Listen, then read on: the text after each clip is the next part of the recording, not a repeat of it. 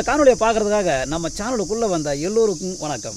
நம்மளோட ஆரோக்கியமும் சிறுதானியத்தோட மகத்துவம் அப்படின்ற தலைப்பில் சில விஷயங்களை இந்த வீடியோ மூலமாக தெரிஞ்சுக்க போகிறோம் ஃப்ரெண்ட்ஸ். சிறுதானியங்கள் என்னென்ன, எது சிறுதானியங்கள்? தானியம்னா தெரியுது, நாம் சாப்பிடக்கூடிய பொருள் எல்லாமே தானியத்தில் இருந்து டெவலப் ஆகிறது தான். சிறுதானியம்னா கேழ்வரகு, சோளம், கம்பு, சாமை, வரகு, திணை, குதிரைவாலி, அதாவது தானியத்தில் சிறிய அளவில் இருக்கிற தானியம் சிறுதானியம்ன்றோம். இதில் குதிரைவாலி கேள்விப்பட்டிருக்கீங்களா?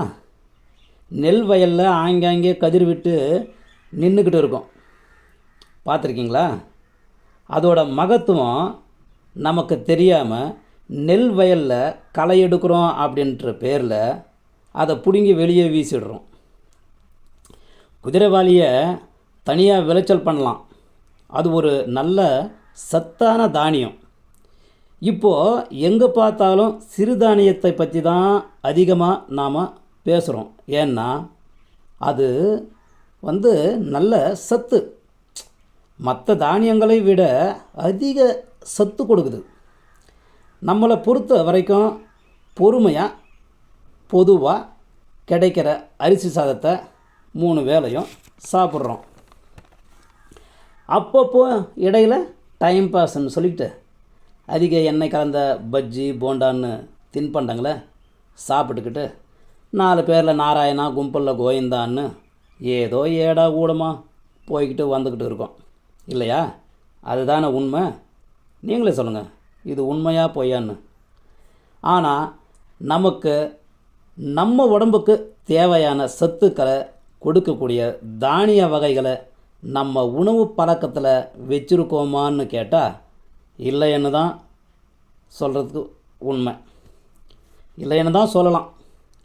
முன்னே இருந்துச்சு, ஆரம்ப காலகட்டத்தில் நம்ம முன்னோர்கள் சாமையை சாப்பிட்ருந்தாங்க, கேழ்வரகை நல்லா சாப்பிடுவாங்க, அதுபோல் சத்தான தானியங்களை சாப்பிட்டாங்க. ஆனால் நாம் புண்ணியவான்கள் பிறந்ததும் அது அப்படியே படிப்படியாக குறைஞ்சி போச்சு. இந்த காலகட்டத்தில் எல்லாமே சும்மா அப்படியே வெள்ளையாக பாலிஷ் போட்ட அரிசி சாதத்தை 3 வேளையும் அவசரமாக, அதுவும் சாப்பிட்றதுக்கு நேரம் இல்லாமல், நேரம் ஒதுக்காமல் அப்படியே அள்ளி சாப்பிட்டுக்கிட்டு போகிறோம். ரைஸில் என்ன இருக்குது சொல்லுங்கள்? சிறுதானியத்தில் புரத சத்து இருக்குது, கால்சியம் இருக்குது, மெக்னீசியம் இருக்குது, இந்த மாதிரியான நுண்ணூட்ட சத்துக்கள் நிறைய இருக்குது. அப்படி நுண்ணூட்ட சத்து சிறுதானியத்தில் இருக்கிறதால தான் நம்ம உடம்பு ஆரோக்கியமாக இருக்கிறதுக்கு பயன்படும். நுண்ணூட்ட சத்து இல்லைன்னா ஒரு 40-50 வயசில் அப்படியே டயர்டாகி அந்த வியாதி இந்த வியாதின்னு ஊர் உலகத்தில் இருக்கிற எல்லா வியாதியும் வந்துடும். இன்றைக்கி சர்க்கரை நோய் இல்லாமல் எத்தனை பேர் இருக்காங்க சொல்லுங்கள் பார்ப்போம். தோராயமாக கணக்கு பண்ணி பாருங்கள். 6 பேரில் ஒருத்தருக்கு சர்க்கரை நோய் இருக்குன்ட்டு சொல்லிக்கிறாங்க. நிறைய பேருக்கு நமக்கு சர்க்கரை நோய் இருக்குன்னே தெரியாமல் கூட இருக்காங்க. ஆனால் இப்போ இருக்கிற காலகட்டத்தில் நாம் எடுத்துக்கக்கூடிய உணவு பழக்க வழக்கத்தால் தான் இந்த மாதிரியான விஷயங்கள் நடக்குது. 100 வருஷத்துக்கு முன்னாடி நம்ம தாத்தா பாட்டி வாழ்ந்த காலத்தில் அவங்களுக்கு சர்க்கரை நோய் இருந்ததா? சர்க்கரை நோயால் இறந்துருப்பாங்களா? இறந்துருக்க கூடுமா? யோசிச்சு பாருங்கள். வயசாகி இறந்துருக்கலாம், கால்ரா ஏதாச்சும் பெரிய தொற்று நோய் வந்து இறந்துருக்கலாம். ஆனால் இப்போது ஊன்னா சர்க்கரை நோய்ன்றாங்க, ஹார்ட் அட்டாக்ன்றாங்க, சைடு எஃபெக்ட்ன்றாங்க. இதெல்லாம் எங்கிருந்து வந்ததுன்னு நினைக்கிறீங்க? நம்முடைய சரியான உணவு பழக்க வழக்கங்கள் இல்லாததுனால தான். அதுக்கு யார் காரணம்? சொந்த காசில் சூனியம் வச்சுக்கிறதுன்னு சொல்லுவாங்களே, அதுபோல் நாம் தான் காரணம். உடம்பு சரியில்லைன்னா எங்கே போகிறோம்? ஹாஸ்பிட்டலுக்கு போகிறோமா? அங்கே டாக்டர் என்ன சொல்கிறாரு? நல்ல சத்தான உணவை சாப்பிடுங்க, காய்கறி கீரை பழ வகைகள் சாப்பிடுங்கன்னு சொல்கிறாங்கல்ல. ஆனால் நாம் சாப்பிட்றோமா சொல்லுங்கள்? வாரத்தில் 3 நாள் 3 வகை கீரை சாப்பிடணுமன்றாங்க. நாம் எங்கே சாப்பிட்றோம்? அதை ஓரமாக ஒதுக்கிட்டு சாதத்தை மட்டும் சாப்பிட்றோம்.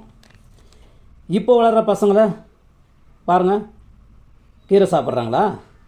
சாம்பாரில் இருக்கிற காய்கறியை சாப்பிட்றாங்களா? சாம்பாரில் இருக்கிற ஒரு வெங்காயத்தையும் சாப்பிட்றதில்ல, அப்படியே எடுத்து ஓரமாக வச்சிடுறாங்க. இந்த லட்சணத்தில் உணவு பழக்கம் இருந்தால் ஏன் அந்த நோய் இந்த நோய் இன்னும் வராமல் இருக்கும்? சொல்லுங்கள் பார்ப்போம். நம்ம முன்னோர்கள் எந்த உணவு பழக்கத்தை கடைப்பிடித்து நல்ல திடகாத்திரமாக ஆரோக்கியமாக வாழ்ந்தாங்களோ அதே உணவு முறைக்கு மறுபடியும் நாம் திரும்பி இருக்கோம்னு சொல்லலாம். ஆரம்ப காலத்தில் இருந்த சிறு தானியத்தை இடையில் விட்டதால் ஏற்பட்ட விளைவை புரிஞ்சுக்கிட்டு என்ன பண்ண ஆரம்பிச்சிருக்கோம்? மறுபடியும் பழைய கால உணவு முறைக்கு மாற்றத்துக்கு தயாராகிட்டோம். இதுவரையில் எங்கேயும் எப்போதும் பார்க்காத பாரம்பரிய சிறுதானிய உணவகங்களை ஆங்கேங்கே இப்போ நம்மளால் பார்க்க முடியுதா? பார்க்க முடியும். கேழ்வரகு ராகி களின்னு என்னன்னு தெரியாமல் இருந்தவங்க இப்போது களி ஹோட்டல் எங்கே இருக்குன்ட்டு தேடி போகிறாங்க. அது மட்டும் இல்லை, கல்யாணமாக இருக்கட்டும், காது குத்தாக இருக்கட்டும், ரிசப்ஷனாக இருக்கட்டும், எந்த விசேஷமாக இருந்தாலும் அங்கே பாரம்பரிய சிறுதானிய உணவு வகைகளை பரிமாறும் அளவுக்கு வந்தாச்சு. அதுக்கு அடுத்த கட்டம் என்ன செய்யணும்? சிறுதானியங்களோட உற்பத்தியை அதிகரிக்கணும். என்னது? சிறுதானியங்களோட உற்பத்தியை அதிகரிக்கணும்.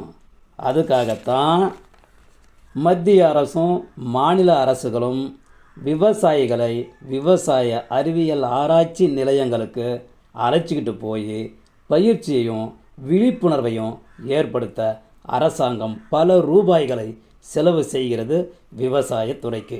புரிஞ்சுதா ஃப்ரெண்ட்ஸ்? புரிஞ்சவங்க ஒரு லைக்கை போடுங்க. எங்களுக்கு அடுத்த வீடியோ போட புத்துணர்ச்சியாக இருக்கும். அடுத்த வீடியோவில் சந்திக்கும் வரை உங்களிடமிருந்து விடை பெறுவது மூங்கில் இசை எம் திம்மராஜ். நன்றி, வணக்கம்.